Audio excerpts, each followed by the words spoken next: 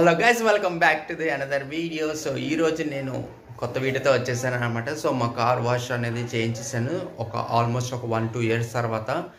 So రెగ్యులర్గా car అయితే wash చేస్తూ ఉంటారు, బట్ అఫీషియల్గా మనం ప్రొఫెషనల్గా కార్ వాష్ దాంట్లో ఇచ్చి వాళ్ళు చేసే ప్రెషర్ పైప్తో వాష్ చేస్తే ఎలా ఉంటుంది, అంత మట్టి వచ్చనేది అయితే చేశాను అనమాట. వీడియో రికార్డింగ్ అయితే నాకైతే చాలా కొత్తగా అనిపించింది. సో నేనైతే ఎస్ఆర్ నగర్లో ఈ కార్ వాష్ అనేది అయితే రికమెండ్ చేస్తాను. మీకు డీటెయిల్స్ అనేవి కూడా డిస్క్రిప్షన్లో ఇస్తాను, ఒకసారి చూసేసేయండి మీరు కూడా.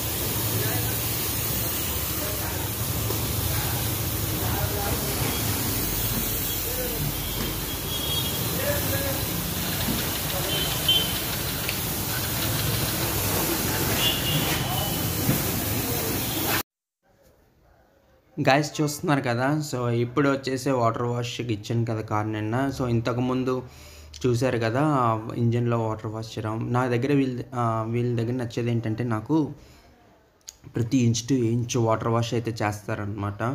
సో ఎక్కడ డస్ట్ లేకుండా కూడా ప్రతిదీ ఇంజన్లో వాష్ చేయడం కామన్, కానీ అంతా అయిపోయాక లాస్ట్లో కూడా వాష్ చేసి ఎక్కడైనా మట్టున్నా కూడా పిక్ చేసి బయట పడేస్తారనమాట. సో ఇంచ్ టు ఇంచ్ మామూలుమైన బయట కార్ వాషెస్లో చూస్తాం, జస్ట్ అలా వాటర్ వాష్ చేసి ఇచ్చేస్తారు. వీళ్ళేంటంటే అంత ఫ్రెష్ వాటర్ అయిపోయాక first time wash before foam wash water wash కొడతారు కదా, ఫస్ట్ డస్ట్ అంతా రిమూవ్ చేయడానికి. అప్పుడు మళ్ళీ చెక్ చేసుకుంటారనమాట. సో డోర్స్ అన్నీ తీసి డోర్స్లో అడ్జస్ట్లో స్పీకర్స్లోకి నీళ్ళు వెళ్ళకుండా కూడా చూస్తారు. కొన్ని వెళ్తాయి, బట్ దట్ ఈస్ ఎక్సెప్షనల్ అనమాట. సో అలాగే బ్యాక్ డోర్ కూడా డోర్ తీసి మొత్తము ఈ చివరి ఆ చివరికి పైనుంచి కింద వరకు డస్ట్ చేసి, వెనకాల బూట్ లిడ్ కూడా ఓపెన్ చేసి కింద అండ్ టైర్స్లో లోపల వాష్ చేయడము. ఎక్కడైనా మట్టి ఉంటే మీరు నమ్మరు, నిన్న ఎంత మట్టి వచ్చిందంటే అంత మట్టి వచ్చిందండి మా కార్కి కింద. సో వెనకాల బూట్ లిడ్ కూడా ఓపెన్ చేసి అక్కడ కూడా వాటర్ వాష్ చేయడము, టైల్ లైట్ వాష్ చేయడము, అట్లాగే ఇటు లెఫ్ట్ సైడ్ కూడా టైర్స్కి కూడా వాష్ చేయడం అనమాట. సో వెనకాల బూట్ లిడ్ ఓపెన్ చేశాక మధ్యలో కూడా వాష్ చేస్తారనమాట ఈ గ్యాప్లో. అలాగే ఇటు సైడ్ కూడా టైర్స్ రిమ్స్లో వాష్ చేస్తారు. అలాగే లోపల కూడా హ్యాండ్ పెట్టి తను క్లీన్ చేస్తారనమాట. సో డస్ట్ అంతా పోవడానికి, ఎక్కడ డస్ట్ ఉంటే పోవడానికి. అలాగే ఇటు లెఫ్ట్ సైడ్ ఫ్రంట్ టైర్ కూడా అలాగే చేశారనమాట. సో మొత్తం ఇంజన్, టైర్ లోపల బేస్ అండ్ టాప్, వెనకాల బూట్ లిడ్ ఓపెన్ చేసి బూట్ లిడ్ కింద అండ్ అండర్ మెష్ కూడా మనకి క్లీన్ చేస్తారనమాట. చేసేసిన తర్వాత అప్పుడు ఫోమ్ వాష్ అనేది అయితే స్టార్ట్ చేస్తారు.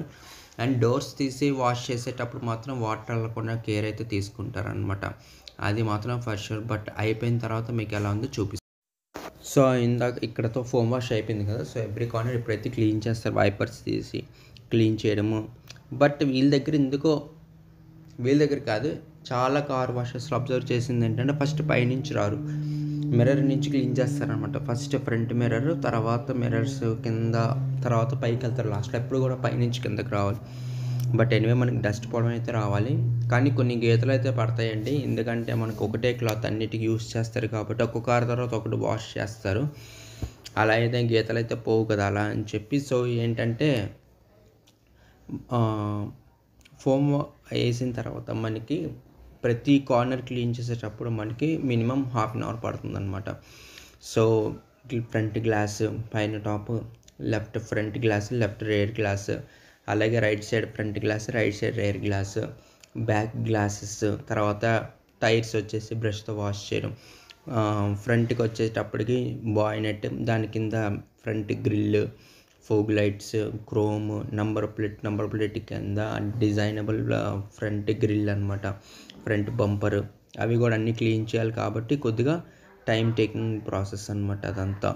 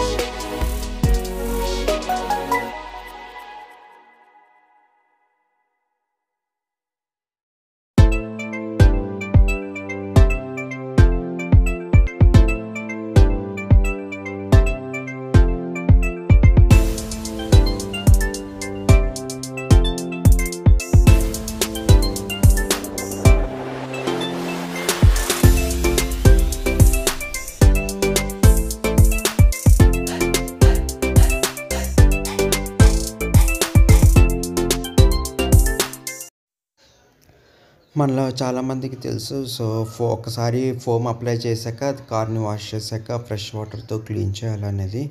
సో, వాటర్ వాష్ చేసేటప్పుడు ఎందుకంటే మనం ప్రతి వాష్ చేసేటప్పుడు కూడా వాటర్‌తో డస్ట్ పార్టికల్స్ అనేది రిమూవ్ అవ్వాలన్నమాట. సో, ఫోమ్ ఎందుకు అప్లై చేస్తామంటే ప్రతి ఒక్క డస్ట్‌ని రిమూవ్ చేసి కార్నర్స్‌లో కానీ ఎక్కడైనా ఎడ్జెస్‌లో కానీ రిమూవ్ చేశాక షైనింగ్ కోసం మనం అప్లై చేస్తాం అనమాట ఫోమ్ అనేది. సో, ఫోమ్ అప్లై చేస్తే ఏమవుద్దంటే మామూలుగా వాటర్ వాష్ చేస్తే కొద్దిగా నార్మల్గా ఉంటుంది డస్ట్ పోయి. ఫోమ్ అప్లై చేస్తే కొద్దిగా షైనింగ్ షాంపూ టైప్ అనమాట. జస్ట్ షాంపూ టైప్ షైనింగ్ అనేది వస్తుంది. సో, ఫస్ట్ ఫోమ్ అప్లై చేశాక క్లీన్ చేశాక తుడుస్తారు కదా. తుడిసిన తర్వాత ఫ్రెష్ వాటర్తో వాష్ చేసేటప్పుడు కొద్దిగా డబల్ టైమ్ వాటర్ ఖర్చు అయితే అవుతుందన్నమాట. ఎందుకంటే 1కి 10 సార్లు మనం వాష్ చేయాలి. నొరగ అనేది వస్తూ ఉంటుంది కాబట్టి ఒక 1-2 టైమ్స్ చేసిన తర్వాత ఫస్ట్ పైనుంచి వాటర్ వాష్ చేశాక మళ్ళీ సెకండ్ టైం కూడా చేయాల్సి వస్తుంది అనమాట నొరగ అనేది రావడానికి. అప్పుడు మనకి కారు మంచి లుక్ అయితే కనపడుతుంది అనమాట.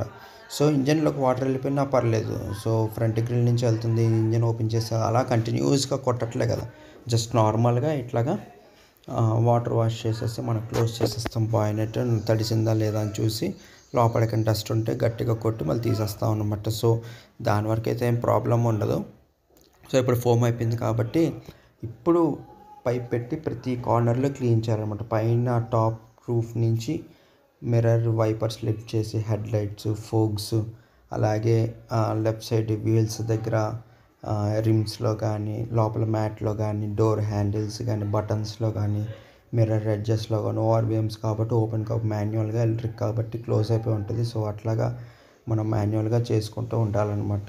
సో, అలాగే అన్ని వీల్స్ రిమ్స్లో స్క్రూస్లో ఇన్నర్ మ్యాట్స్లో కూడా చేసుకుంటూ ఉంటే మనకి డస్ట్ అనేది రిమూవ్ అవుతుంది ఒకసారికి. మళ్ళీ అయిపోయిన తర్వాత మళ్ళీ ఫస్ట్ నుంచి పైనుంచి టాప్ వరకు క్లీన్ చేసుకున్నాం. ఎక్కడైనా నొరగ ఉండిపోతే అక్కడ ఇక్కడ రిమూవ్ అయిపోద్ది అనమాట. అప్పుడు మనకి కారు నీట్గా షైనింగ్గా కనపడుతుంది అనమాట. అది